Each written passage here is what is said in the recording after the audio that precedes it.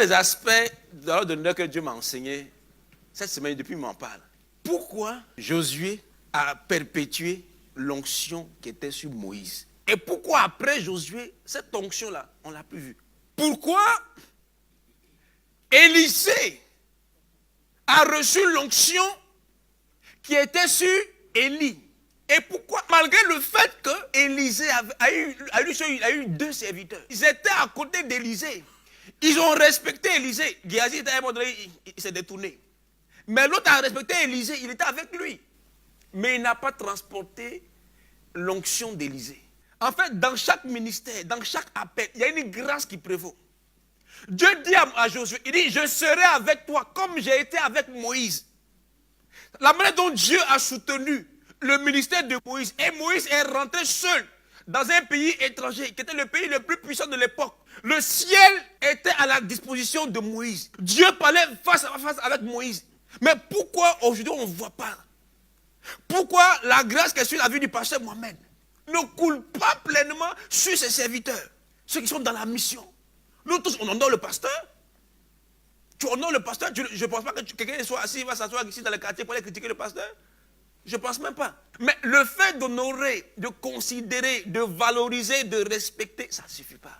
Il y a un autre aspect qui te fait opérer dans la même dimension que le Père. Ça n'a rien à faire d'être pasteur.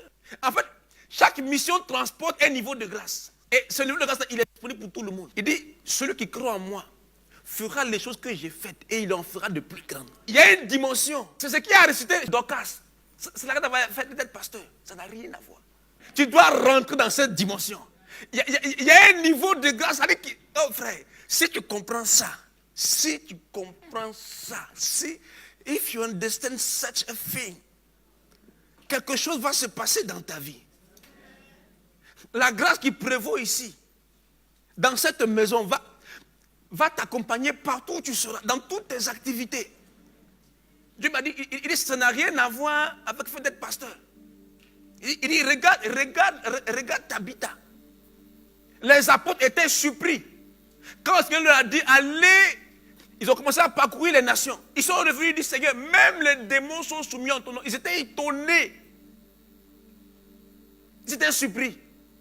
Cette réalité-là, qui doit couler sur toi, qui doit couler dans ta vie. Et je t'expliquerai pourquoi. Qu'est-ce qui fait qu'une onction se perd? Élisée n'avait encore rien fait.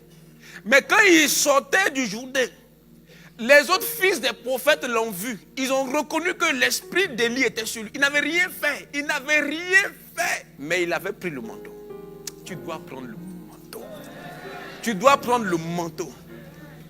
Les gens veulent prendre le manteau sans prendre le fardeau. Or, c'est dans le fardeau que se trouve le manteau. Tu me suis? Tu me suis? Si tu es ici, dans cette assemblée, ça veut dire que tu es partie intégrante de la vision que transporte ce ministère, cette église. C'est ainsi que tu vas expérimenter ce qu'on appelle la provision. La provision, qui veut dire littéralement pour la vision. Même quand vous prenez les champions, bien les héros de David, c'est le même principe. Pendant longtemps, l'onction, la grâce n'est pas pleinement descendue sur ta vie. Il faut que les choses changent. Mercredi, je vous en parlerai en détail.